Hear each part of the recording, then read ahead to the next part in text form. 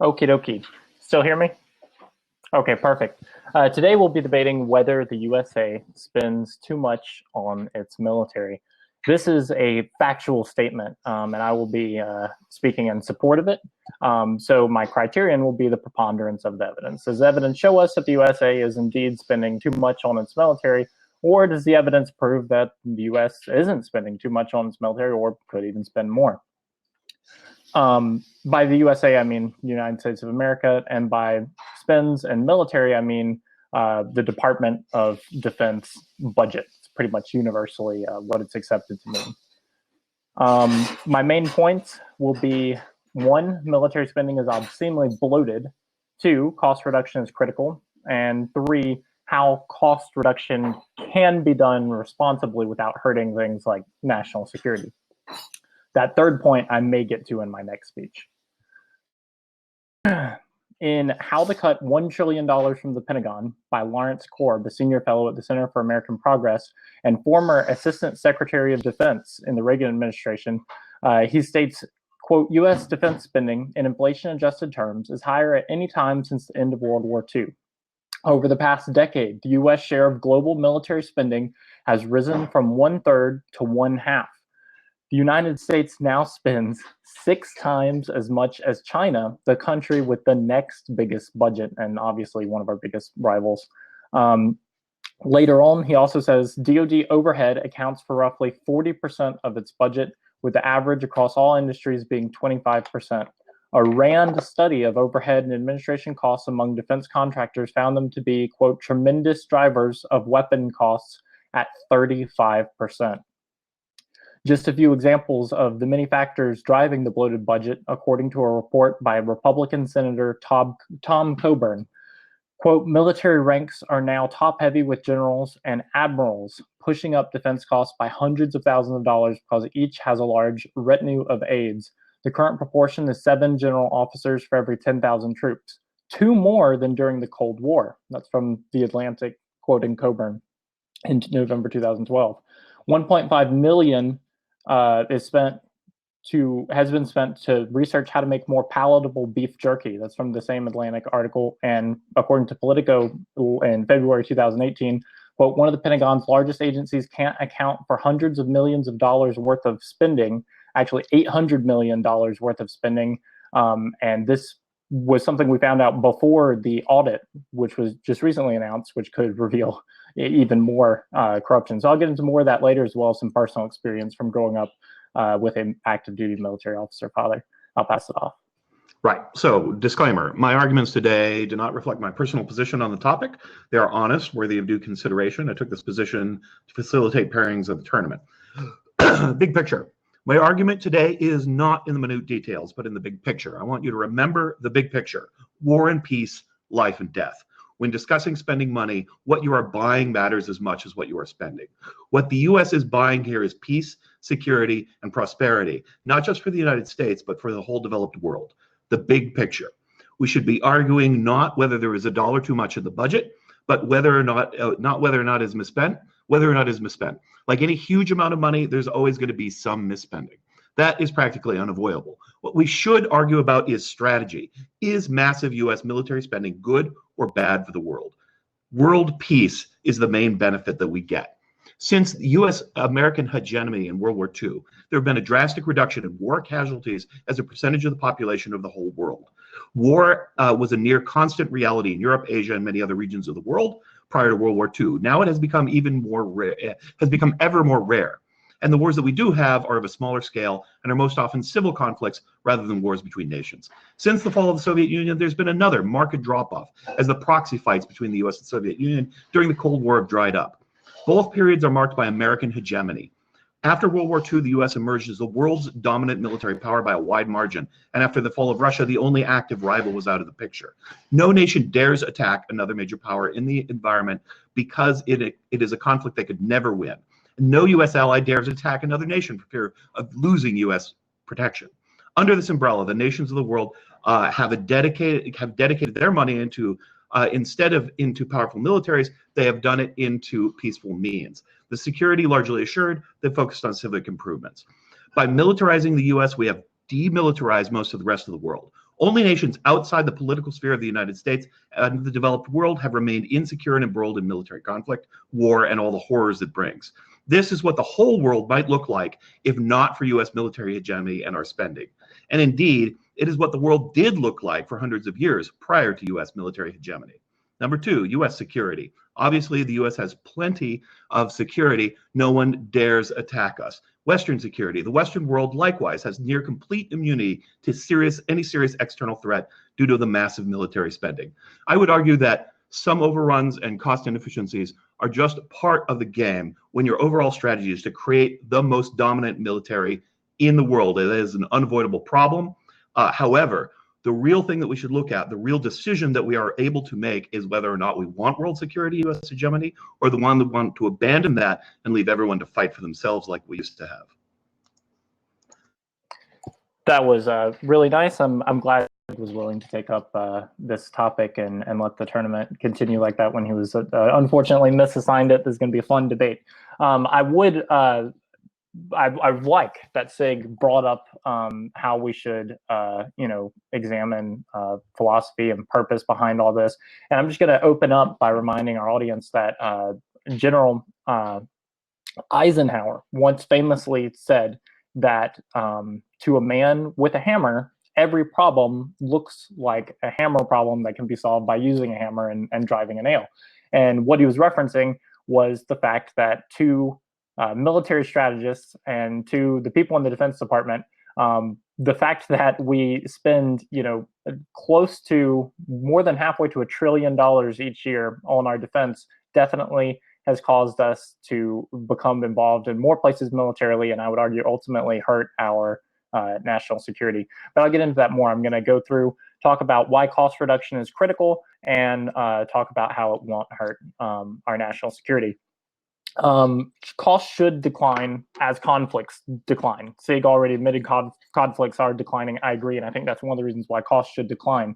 Fareed Zakaria, writing in the Washington Post in 2011, said, "It is not unprecedented for defense spending to fall substantially as we scale back our end military actions.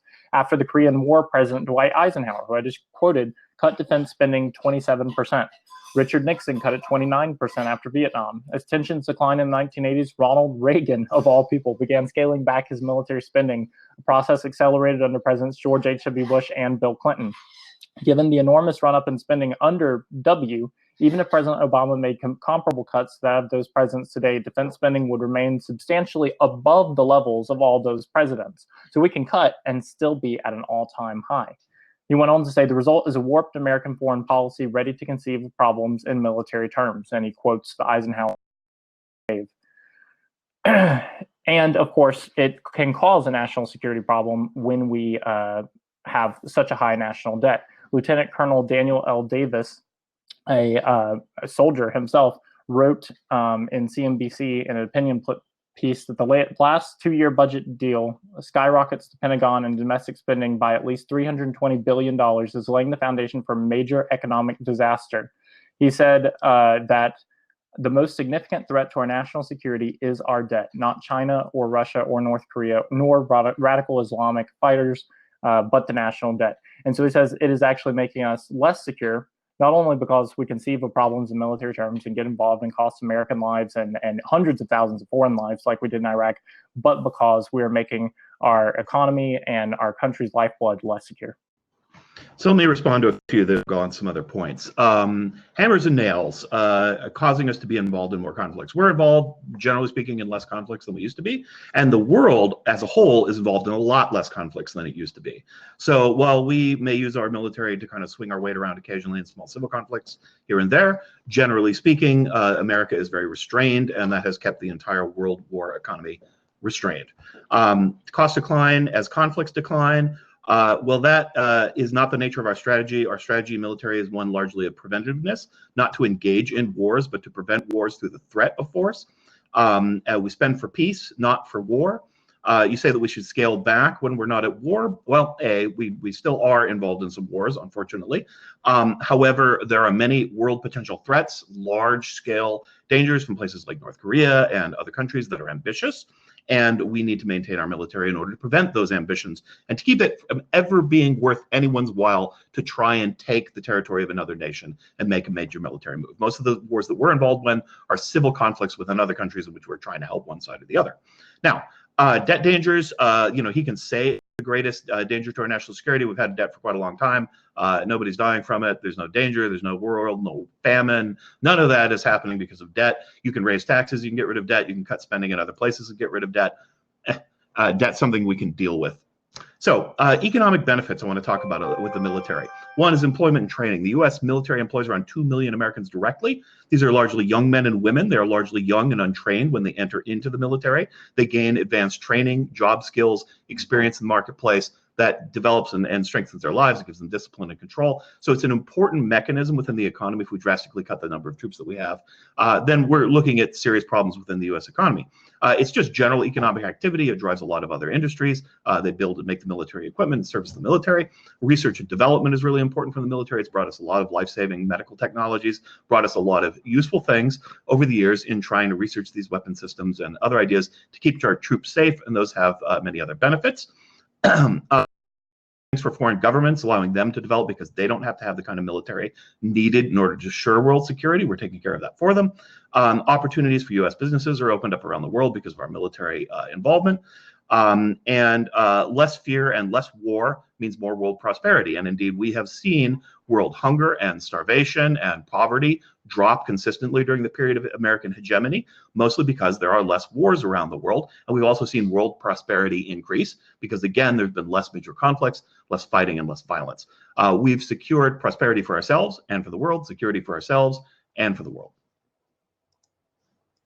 Okay, before I get into a long speech, I want to ask you if you would agree that if we could prove there was, just something completely wasteful that the military was doing, if you would agree that that means we could cut that, or if you think for some reason we must not cut, we have to keep the same amount and just use that more efficiently, and why we can't cut, if I was able to prove, say, $200 billion of waste, why we can't cut that and why we have to do it, have to reprioritize that money to, an efficient usage, why we can't just cut it. I don't have an objection to trying to be efficient. That's useful. The military should be efficient. However, I'm saying that the frame of the argument today should not be on nickels and dimes. How much do fish sticks cost at the commissary? Could this one particular weapon system be reduced, right? The focus should be a strategic decision, right? An important, weighty strategic decision. Is massive military spending, as a general principle, a good thing or a bad thing? That's the more important interpretation of the resolution than dickering over individual prices of items and things of that nature. Do you think we have a spending problem as a country? We have an imbalance between what we spend and what we collect in taxes to pay for it. Okay, cool. Thank you. Well, yeah, I do think, as does the person I cited earlier, that it is a national security imperative that we somewhat reduce our spending over the next few years. I have a piece of evidence I might read later that talks about how over the next 50 years, we could have as much as $200 trillion in unfunded liabilities, mainly because of Social Security and other things. And it's really just going to exponentially grow over time. So where we can cut, we should cut. And growing up in a military family, there's no doubt that there is stuff we could cut in the military. And a lot of units that my dad was part of, and he was actually in logistics, so he was involved with a lot of acquisitions and things. There would be, they would come to the end of the year and they would hear about their budget surplus a lot of times. And a lot of times people would say, well, let's go out and buy X thousands or X 10,000s or even X $100,000 worth of office supplies or random stuff, because they didn't want to have a budget surplus, because then they knew they would, be forced to run on that efficient budget next year. And there was just all sorts of ridiculous things like that. Of course, we go into Iraq, and my dad was part of a transition team there helping train the Iraqi police. They gave them everything they needed because the Iraqi police were told not to buy anything and to just take things from the Americans. We left that stuff. He was actually in Mosul. Of course, the police retreated when ISIS took over Mosul. They left hundreds of thousands, millions of dollars of U.S. equipment, Humvees, M16s, all sorts of things, rocket launchers, in the hands of ISIS and people who are ultimately just going to cause more damage there and around the world. And I think it's pretty agreed upon by a lot of people that, of course, ISIS was fueled by our invasion of Iraq to begin with. But anyway, I'm going to jump back into talking about why cost reduction can be done responsibly. This is again from the former Undersecretary of Defense in the Reagan administration. He said, "Can the baseline budget be cut by $1 trillion over 10 years without jeopardizing national security? Yes, it can. $1 trillion." He proposed that we reduce some of the 150,000 troops we have stationed in Europe and Asia 65 years after the end of World War II, especially when our European allies are reducing their budgets and our presence there is not popular with either of those populations. He said returning the sizes of the Army and Marine Corps to their pre-Iraq invasion levels would allow us to cut about 100,000 people at a cost of $15 billion a year. And reducing troops in Europe and Asia would give us another $10 billion a year. In fact, he talked about how we spent $15 billion on developing a new amphibious assault vehicle for the Marine Corps when they haven't done an amphibious landing in over 60 years, 6 decades. So that's right there, around $60 billion total we could cut easily without hurting defense. Right. Well, he says that the debt is a great security concern, but I still don't understand. I mean, you're going to need to put it together for us too. Why that a large U.S. debt creates world instability or violence, conflict, death, etc., like war does, right? We're talking about here on my side about preventing wars, about keeping the world a more peaceful place by having the threat of overwhelming military force available. It's clear links, clearly understood. I don't understand why owing people money, or owing ourselves money in most cases, because most U.S. debt is held by U.S. citizens or U.S. corporations, is a great danger to world security. Let's talk about wasteful spending, right? So we got two frames in this debate, right? Pro wisely says, hey, look, there are things in the military that we could do that would be a little more efficient. Great, that's fine. On the con, I'm saying, right, look, any large organization in the world, every single U.S. company, every single government institution has got waste and problems and inefficiencies that could be addressed. That's great. That's just life. It's always like that. It's like it's a truism, right? It's not really a great subject for debate. Like, could my company be more efficient? Yes, it could, of course. Could the U.S. military be more efficient? Yes. Could British's military be more efficient? Sure. Could Russia's? Everybody could be more efficient. There's always work to be done. There's always inefficiencies, and there's always people who are trying to game the system and get it to their advantage, right? That's the nature of life. Debating about that is kind of silly. I think we all generally agree in the world. So it's not a very good topic for debate. So when I look at this resolution, I'm like, what should we be thinking about? Should we be thinking about that fact that, like, the U.S. spends half the budget of the rest of the world on its military? But that's a significant fact. That's an unusual, worthy thing of talking about. And so if we're going to talk about the scale of the U.S. military, we should be asking, is that a good idea or is it not? That's something we can decide. Every other nation in the world has a significantly lower military budget than the United States. So why do we have such a huge budget? Why are we spending all this money? That's an important question. And the answer to that question on my side of the debate is because it buys the world security. It is something of a sacrifice that the United States makes. We get the benefit of having absolute physical security ourselves from any major invasion. But we also provide that security to all of Western Europe, to our Asian allies, to a lot of places. We don't provide it to the Middle East and Africa particularly because they don't have stable political regimes that we can really align ourselves with. But to most of the rest of the world, that is provided, and it has made peace for those parts of the world. Even those that aren't under our umbrella, that are basically the rival powers, they have enjoyed the same kind of peace for the same reasons, because there's a standoff. Nobody wants to initiate military conflict because they know they cannot win, because it will not be profitable, it will not benefit them. That is why we should continue to have the most powerful military in the world, one that nobody wants a piece of. And that includes weapon systems that hopefully we will never, ever use. Yeah, I want to address the overwhelming force topic first. He's right. We do spend more than the next 8 players today in defense. We spend more on them every year than the next 8 in a row do, and we spend more than all the other countries in the world put together under those 8 do in a year. And we could easily still have that overwhelming deterrence and cut. And that's because we don't need to be in Europe. We're not popular in Europe. We're not doing anything in Europe, but just kind of training and have Air Force bases and it's a staging ground for sending people places. But there's not really a purpose to it. And I lived there. I saw it firsthand. Same thing in Japan. There's not much going on there. We're all over the place. We're extremely unpopular in Japan.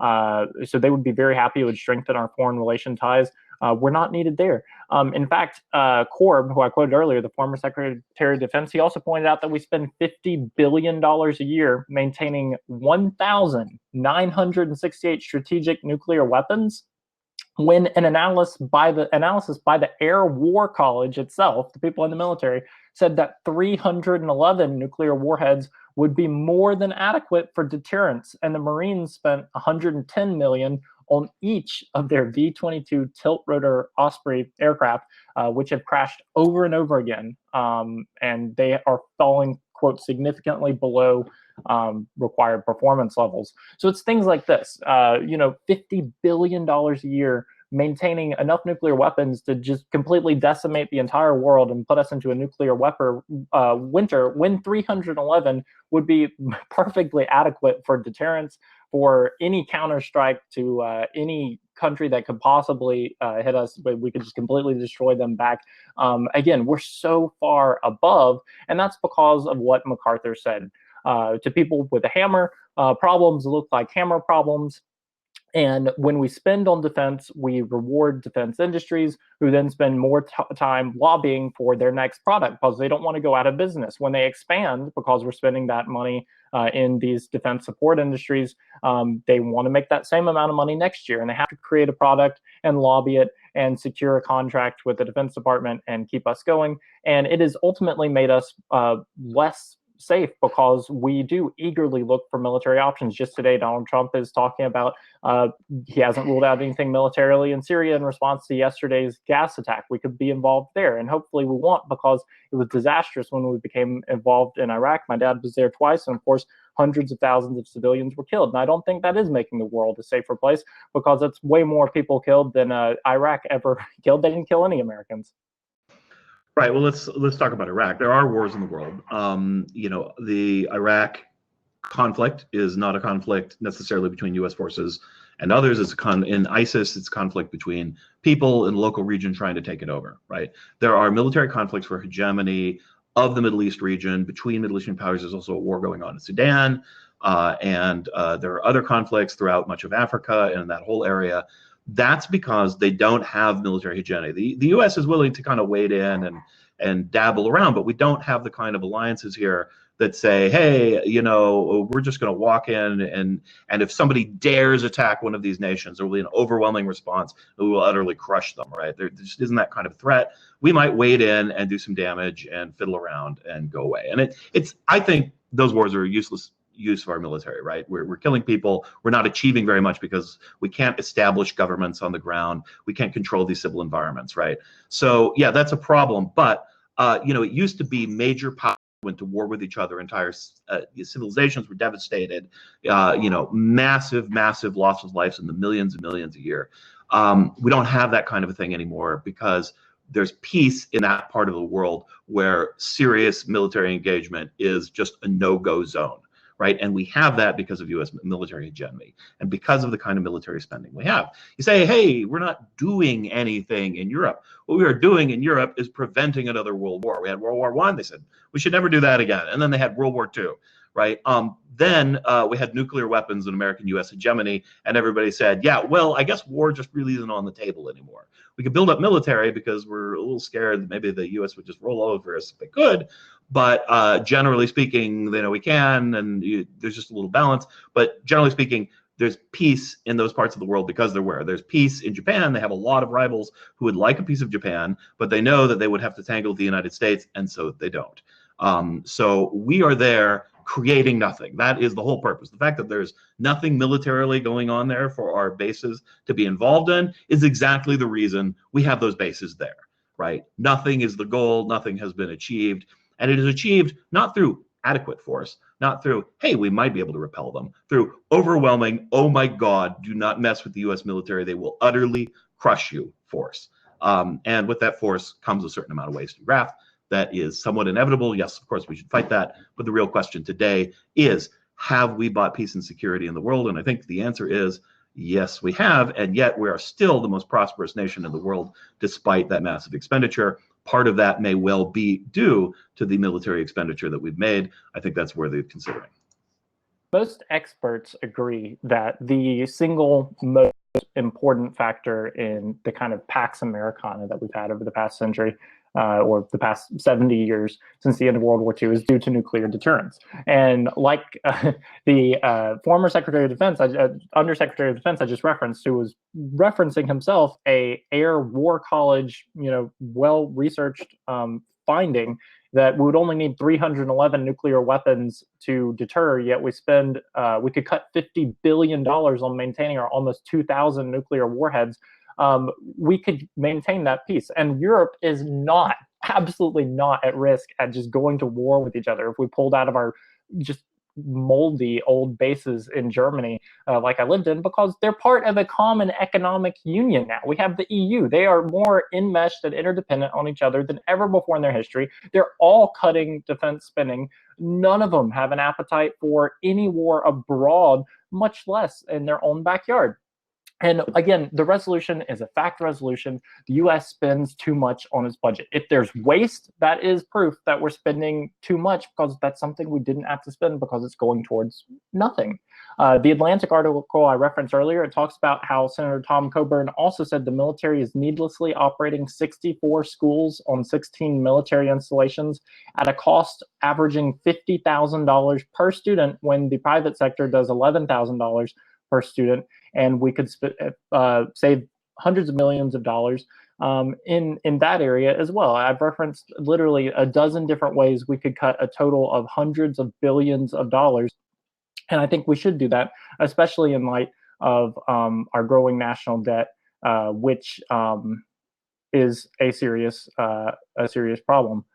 And for all those reasons, I think it is absolutely true that the U.S. is currently spending too much, because we're spending a lot on nothing, and we could cut spending, which is important to people like the officer I quoted. Nuclear weapons deter nuclear threats, and they don't, however, deter smaller scale conflicts. A war of escalation where, hey, if nuclear is their only response, then we'll do this thing, and it's not quite worth them using nuclear weapons because that's like world ending. So then we can get away with this military action. You have brinksmanship. By having a military that covers the entire spectrum, we're able to respond in kind, in scale, to whatever threats present themselves. That's why we have it, and it has kept almost complete peace in Western Europe and in the Pacific theater where we have influence, and anywhere the American umbrella is, it has worked incredibly well. So the EU, yeah, is great, but they don't spend a lot of money on their military, and the reason why they don't need to spend a lot of their money on their military is because we do it for them. And I think schools are good.